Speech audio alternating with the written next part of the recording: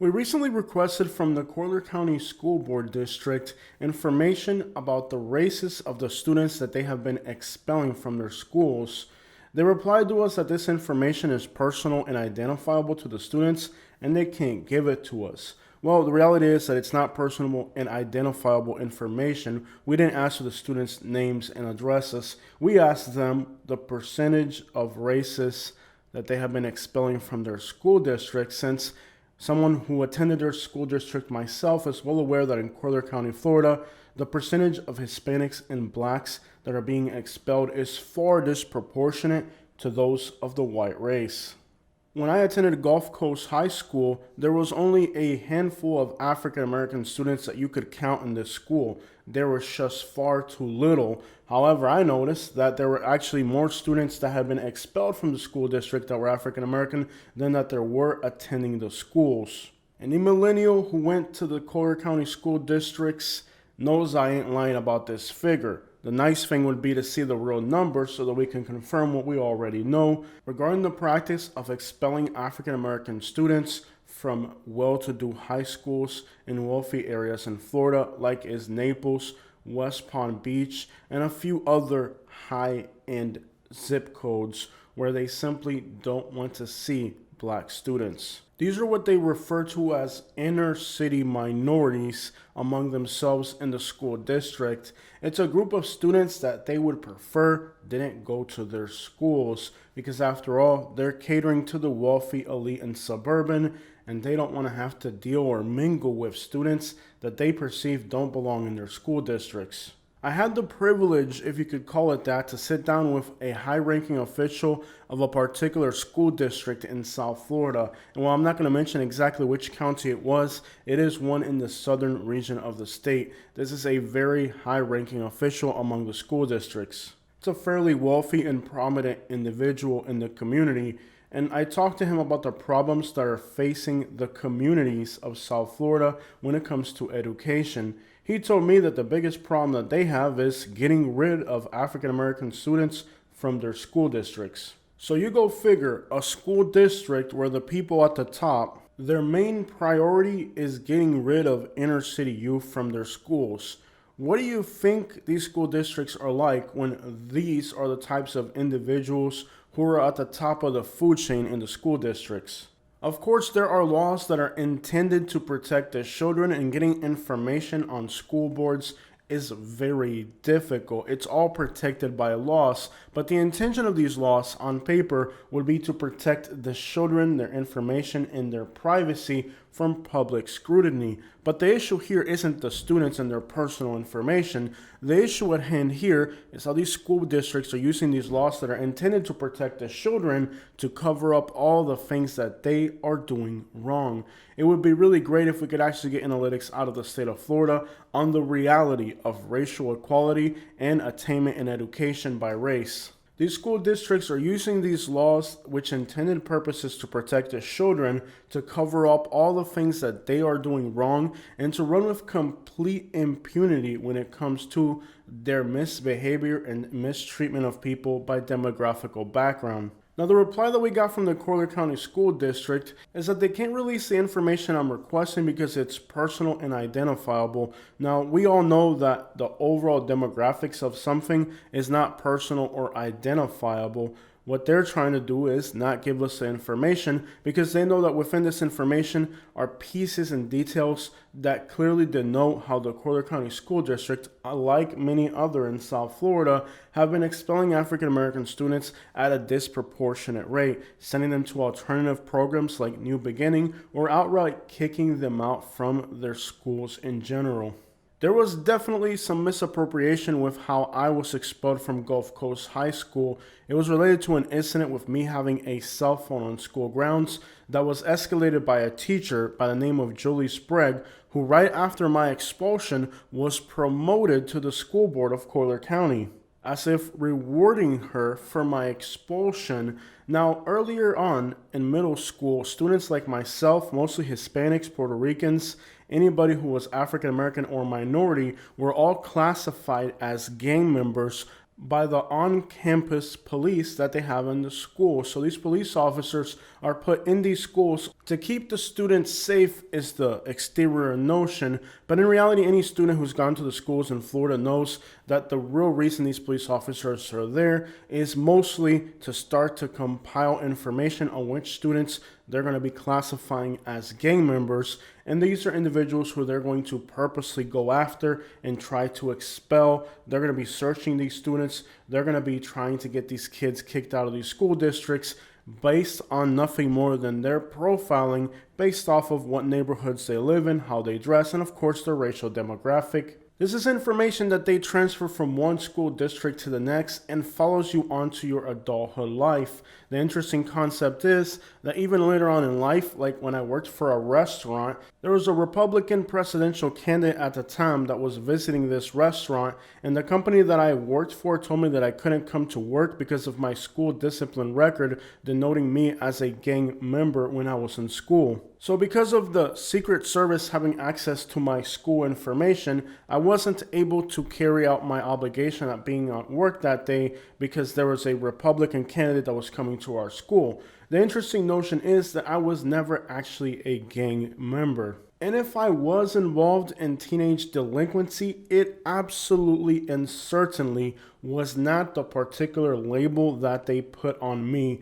See, they slap these labels on kids as young as 6th, 7th, and 8th grade to make sure that they can get expelled when they enter high school. And furthermore, for the rest of their life, when they apply for a job with the government or any law enforcement agency has to deal with these individuals, they're forever marked as gang members. This is why when you see these arrests in Florida, they say these are documented gang members. But in reality, what is a documented gang member? It's somebody who has a tattoo of a gang on their body, or somebody who's been arrested for a crime pertaining to criminal activity involving gangs. In reality, an individual like myself that has no tattoos and has never been arrested, far less for any gang-related activity, can't be a documented gang member because there's no documentation, no factual information that asserts that these kids are actually gang members, more than just a simple law enforcement officer from a particular school just writing down in a piece of paper,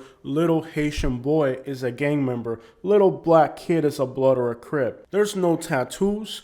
There's no pictures. There's nothing. When you say documented gang member in the state of Florida, it really doesn't have any real merit. Now, if an individual has tattoos, has been arrested, or every single day wears a particular type of clothing that specifically identifies him as a gang member, perhaps you could call that documentation. But teenage kids dressing a certain way or copying what they see on TV, that doesn't exactly make them gang members. And what we caught on early in middle school was that we actually had to start dressing a certain way to get the police officers to leave us alone. And this came with a lot of social anxiety and pressure for somebody in the 7th grade. For example, me personally, I had a girlfriend who dumped me because I wasn't dressing the way I should have for my demographic. But unfortunately, it came to the point where we realized as Hispanic males that we had to go to school in dress shirts and dress pants to avoid law enforcement officers trying to label us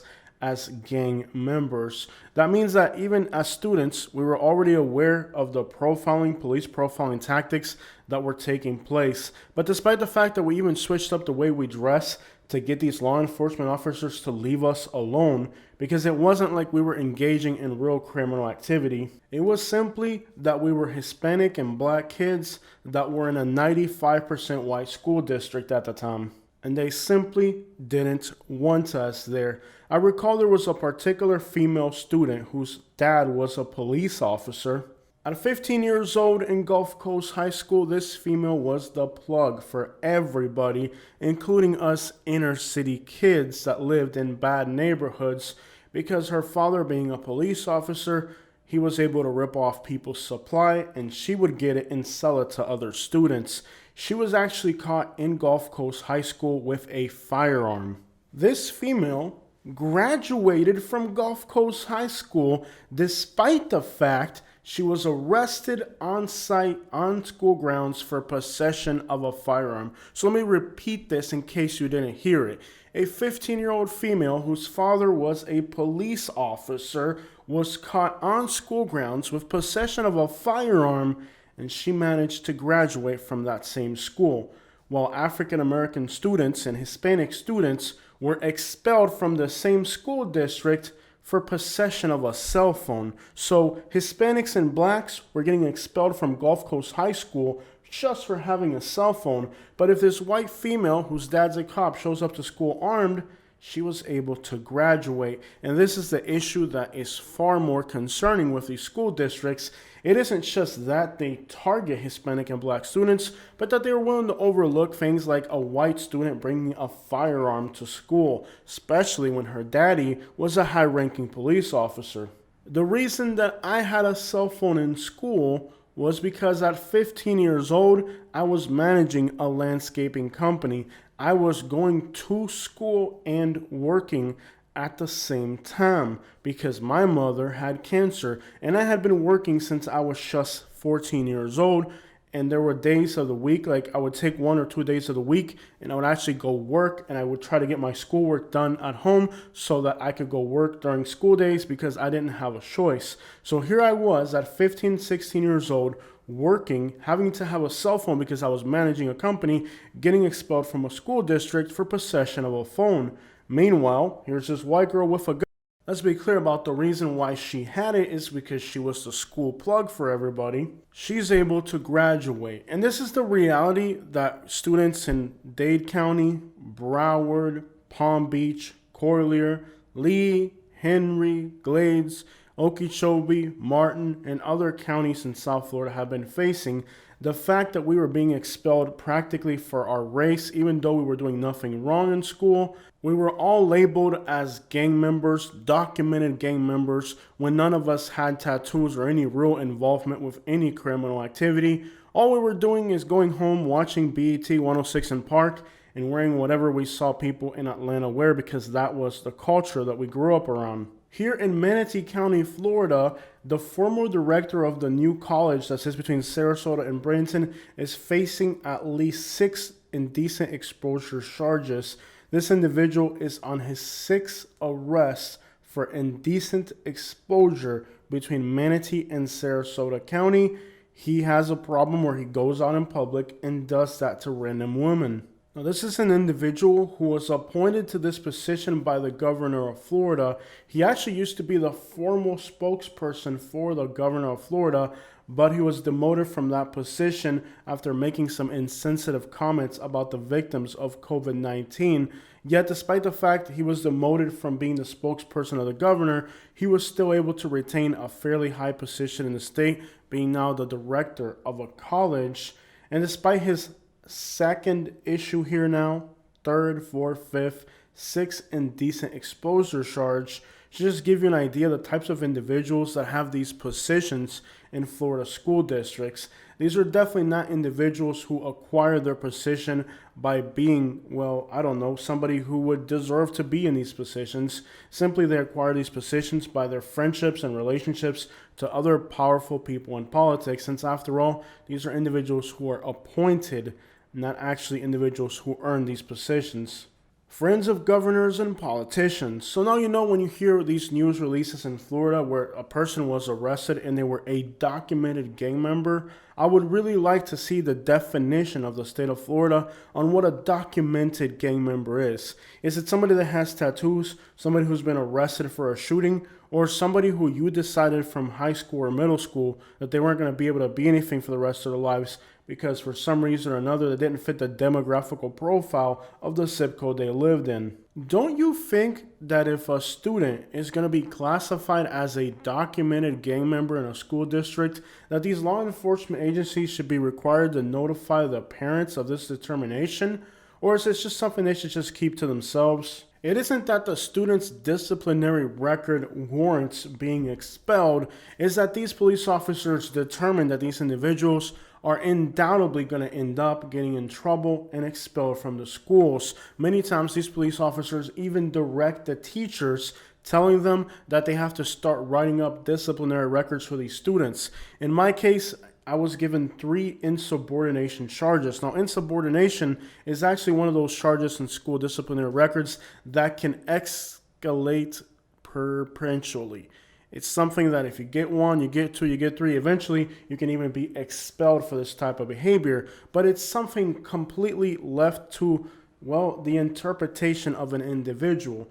How do you say somebody's being insubordinate? There's no real clear definition to that. A teacher can just tell a student to leave the classroom for being insubordinate, when in fact the student hasn't done absolutely nothing. If that happens 3 times in the COLLIER County School District, for example, that's enough to get a student expelled for insubordination. So if you're one of these parents and you had your kid expelled because of unknown reasons, the school district was telling you that your kids were having disciplinary problems, but in fact, it wasn't that your child was having disciplinary problems or that your kids were acting up in school. It's that these school districts were absolutely bent on giving these students trouble.